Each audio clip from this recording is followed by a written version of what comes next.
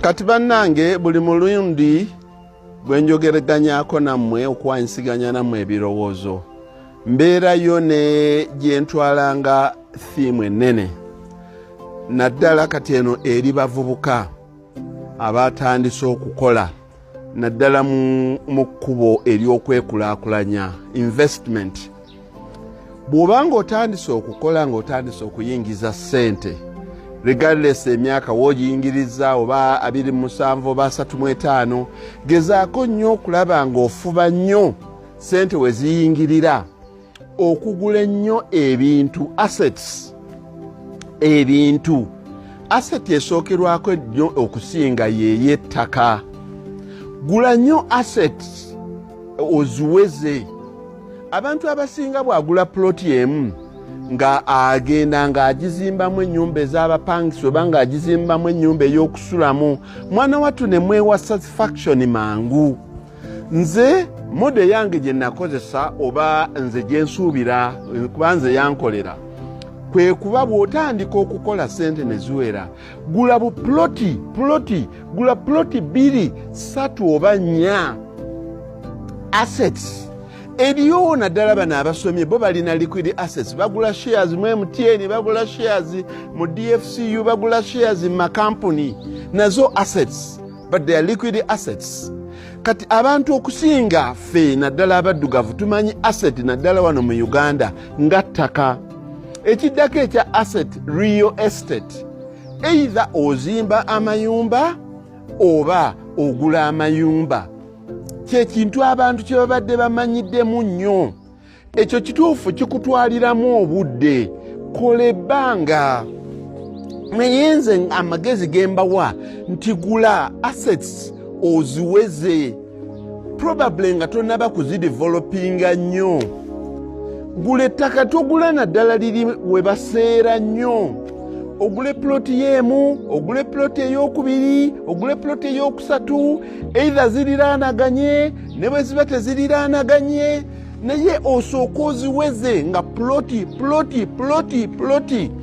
Naye abantu abasinga strategy eyaabwe gigule gizimbemu gimalirize sikiwakanya oli wa ddembe okukikola. Naye nze nina ensonga lwaki gamba nti gula eziwerako mu bizinensi eyo kubanga Katonda bw'aba akutambuliddeko bulungi oluvannyuma bw'otandika okugaziya ennyingizaayo mu myaka 45 otandika okunnyikiza investments zo. Okunnyikiza kye kiki? Bw'otandika okuzimba ku ploti yo gye wasooka okuzimba ng'ozimbamu bu-units nga 4. Bu-units buno 4 bwe bubaako we butuuse oba batandise obuyingiramu ssente zojjayo neze wajja ezaagula ziri endala nga oyongerezaako ng'ozimba bu-units obulala 6. Okwo ng'oweza 10 kw'ova n'oyongera n'ozimba ate units enneneko 7. Awo wootuukira n'oba ng'odevelopinze kye bayita real estate nga wagenda naye basooka nze ku lwange olina kusooka gula ttaka n'oliweza naye kisinziira ssente wazifuna otya. Bw'obanga wazinyakudde kolamu k'okoze mangu nnyo nga tezinnaba kuggwako. Naye abazikola nga azibalirira mu mirembe zitambudde bwe zityo waddembe okukipulaaninga bw'atyo. Lwaki ndeeta ekintu kino? Nze nkozesa modo ya Mohamed Kakika. Nze bwe ntuuka okubanga nkoze ssente zange nziwezezza nnyo mu taxi naani ne ŋŋamba nti kati kantandike okuggumiza assets zange. Bannange abantu mutunuulidde ebintu byenkola naddala ettaka. Abantu abasinga beebuuza nti omusajja oyo ettaka yaliweza atya kilomita 450 okuva e Kampala wano mu mukono wano wentudde nga siribbangako. Gye mbabuulira nze ye strategy eno nze gye nakozesa. Nze nagula ebibanja n'ettaka ly'abantu nga ninga omuwendule. Eggulo naguze oluvannyuma lwa wiiki n'engula nentunda taxi, nentunda zikosta, nentunda zirole ngula ttaka ng'abantu tebannaba nnyo nasooka ndikulira ku bbeeyi ya wansi ng'abantu tebannategeera. Musajja agenda kukolerako kyawo nga wakalu nnyo wakapa, omusajja agenda kukolerawo ki? Ettaka bwe namala oddigula nengula nenzingako ebyalo nga bina okukakana nga ngenze mu ggombolola ndala nendooka ntandika oddikolako emirimu gyange. Bannange lwaki mbabuulira ekintu kino? Bwe natandika okukola emirimu nenjiteekamu segments 2. Ensonga ekibaleetesa kino kwe kubayigiriza nti gulanga assets, tuuka ekiseera otandika ozidevelopinga. Bw'ogenda weeyongerayo okukula toyongera nnyo kugula assets okuggyako ng'oli musajja nnyo. Nyinza obbawaayo ekyokulabirako nti okuggyako mu covid yeyajja nali mmaze emyaka 4 nga sigulangayo ttaka ddala. Nagula n'ensiiringa ettaka ne bw'olindeetera n'olinsiiga ku mimwanga lya bbeeyi tono nnyo gamba nagula namala. Covid ono we nayoolera ssente miti ng'ate n'abantu baavu nnyo bebanzisa naye kasookedde covid yaggwa kati tegiri myaka 4 siddangamu kugula ttaka. Wabula nnyikiza kati bunnyikiza ttaka liri lye nagula, nnyikiza bunnyikiza ttaka liri lye nagula. Lwaki? Bannange mbajjukiza nti nze ndi musomesa wa byanfuna. Omusomesa w'ebyenfuna oteekeddwa ng'okumanya nti emyaka bwe gigenda gikula teweetaaga nnyo bya bugagga byansibo bingi kusinga bintu bireeta cash. Bw'ogenda okula oteekeddwa okubalansinga ebyobugagga ebyensibo ne cash. Ekyo kye tuyita assets ne cash flow. Ekintu kino abantu bakikoleddemu nnyo ensobi abantu abakulu. Nga nagula ettaka lyange nze nina ettaka lyange nagula ettaka lyange lingi nnyo, naye bw'atuuka okulwala balina kusooka kutunda kazimbe oba balina kusooka kutunda kibanja omutwale Germany okumujanjaba. Ye Muhammad Kakika wakugambira nti sooka ogule assets ziweze, oluvannyuma assets zino zitandika okuzitaaninga up into liquidity, ebintu ebya ssente ez'amangu. Kyekiki? Assets zendina by'ettaka.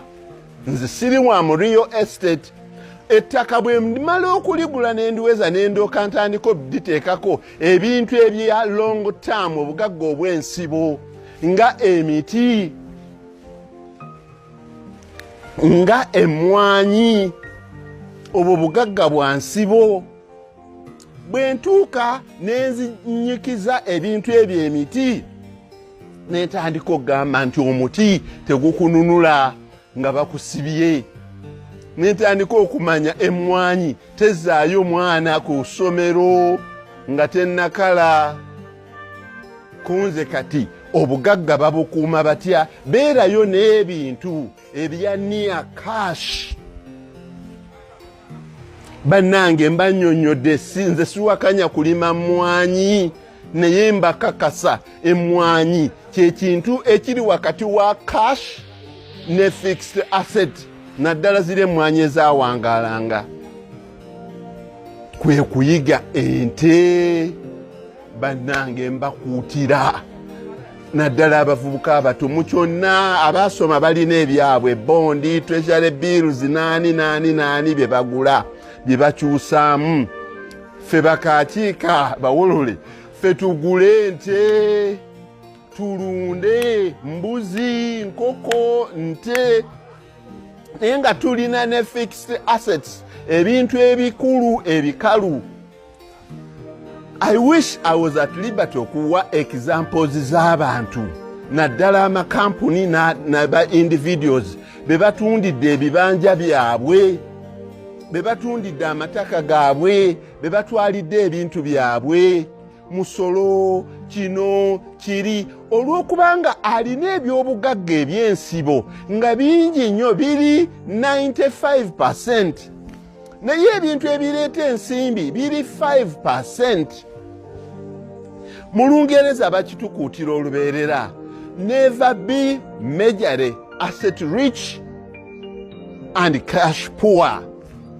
Assets ze zirina okuba nga ze zisinga, obugagga obwensibo bwe businga okuba nga bulina okuba nga bunene. Naye ate n'ebintu ebireeta ssente ebya cash oba near cash birina okuba nga bingi, basobole obutakutwalako bya bugagga byo biri bya nsibo. Nga batutte amayumba g'abantu ku Ddondolo.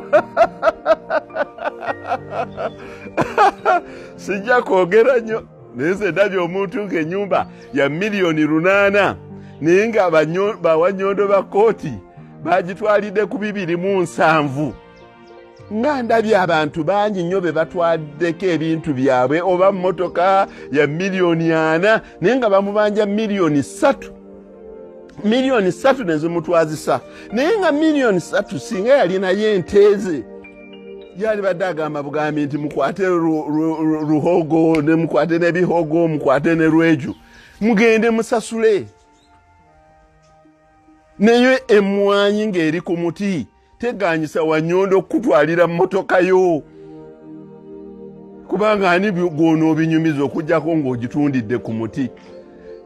Naye ebihogo ogirosonga mu busozi bwoti nga baleese dda cash.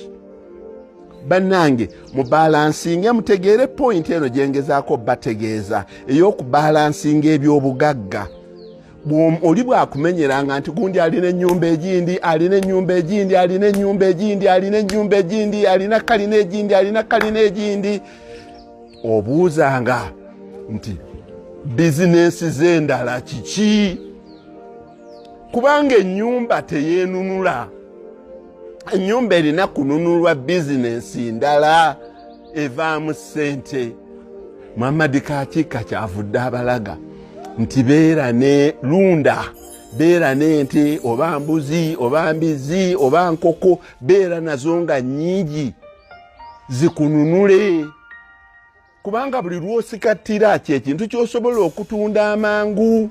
Muhammad Kakika n'akulaga obusa nze obusa mbutunuulira nnyo n'okusinga amata. Nze simanyangako liita ze bakama ku faamu yange, naye bwe obusa mbutunuulira nnyo kubanga emmotoka eziba ziyisiddwawo n'ezivaawo nina okuzimanya, kubanga mmanyi obusa ssente zaabwo nnene okusinga amata.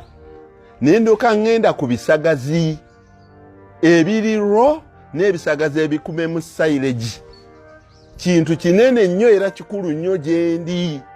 Nendoka ngenda ku kasooli, mumulabye nali nga mu matooke n'ensuku naye ebyo nembivaamu, nengenda kasooli ne mubalaga. Nze kasooli ansingira ennyumba z'abapangisa buli myezi 3 oba myezi 4, naye nga siganye n'ennyumba z'abapangisa nazo ziyinza okuba cash flow. Naye ekyatuuka ennaku zino ku nnyumba z'abapangisa mukimanyi cash flow waazo takyali assured nga muntu alina musiri gwe gwa kasooli oba gwa bijanjaalo oba musiri gwa nanansi. Message yange ey'olwaleero naddala eri abavubuka, bwe muba mukola muzimbe obugagga mu steps zaabwo entuufu. Steps entuufu zeziruwa nti emyaka gino jaggula bintu bya bugagga, taka, bizimbe biki. Emyaka gino gya kuzimba bya bugagga ebyo, kati ettaka ntandise oddikulaakulanya. Emyaka gino sikyayongerako nnyo bya bugagga bya nsibo, okujjako nga ndi muggumivu nnyo. Kati nze okunguza ettaka osiitaana, kuba ettaka ndirina erimala. Obuvunaanyizibwa bwokka bwe nnina kwe kulaba nga ndikozesa maximumly and efficiently okulizaaza ssente. Naye bannange abaali balabira okumpi, buli lwe yagulangayo kapulotiko oba akabanja ke ng'ate anoonya ssente ezizimbamu. Kati balina obuzigo bwabwe 4 oba 5, nze neeyongerayo ttaka ku ttaka, ttaka ku ttaka, ttaka ku ttaka. Oluvanyuma bwentandise odideveloping ne balooka bazuukuka nti owoye yali plan ye funa assets nga emyaka gyo gikyali mito nga gikyali mirungi bw'otuuka mu myaka ejja wakati developing assets zo bulungi bw'omala okuzideveloping assets zo then concentrating nnyo n'okubeera ne liquidity cash flow banayi teriyo kitwazisiza bintu by'abagagga nga mabanja amabanja tegaali badde mabi naye amabanja okusasula kikaluba omusajja n'abeera ne factory nnene nnyo omusajja n'abeera n'ekizimbe nga kinene nnyo naye nga bamubanja miliyoni 200 naye ng'ekizimbe kya biliyoni 6 naye n'abanga yeekutte bw'ati nga tasobola kusasula miliyoni ezo 2 miliyoni 2 ne zigenda nga zigejja paka lezifuuka biliyoni 2 ekizimbe ne kigenda lwakwewola miliyoni 2 ekyo kiva ku ki kwe kuteeka nnyo ssente mu bintu ebikalu n'otaba na bireeta ssente assets versus cash flow omuntu yenna asaanye okubeera ne assets naye oteekeddwa nga okubalansinga assets ne cash flow sijja bawa kisinziira ku bizinesi gy'olimu sijja bawa ratio nti no assets zibeere 70% cash flow abeere 30% kisinziira mu bizinesi gy'olimu kati nze ng'okulima ettaka lyange litwala about 80% ku by'obugagga bwange ettaka lyange kye kisingako okuba eky'obugagga kyange naye ate ettaka terireeta ssente nannyini kuleeta ssente bwe buno bu 20% obwa cash flow okusobola okuyimirizaawo ettaka liri so mwegenderezenga nnyo ng'abantu babayingiza mu bintu ebitayinga capital kankuwa ekyakulabirako miti abantu basimba payini balinaye balinze payini tagaana mwana wo kumufulumya exam room ng'ali mu last semester ne bw'onnyonnyola aba university emirundi omutwalo nti nina payini acres 1000 payini nga tanaweza myaka 15 oba 2 is as good as useless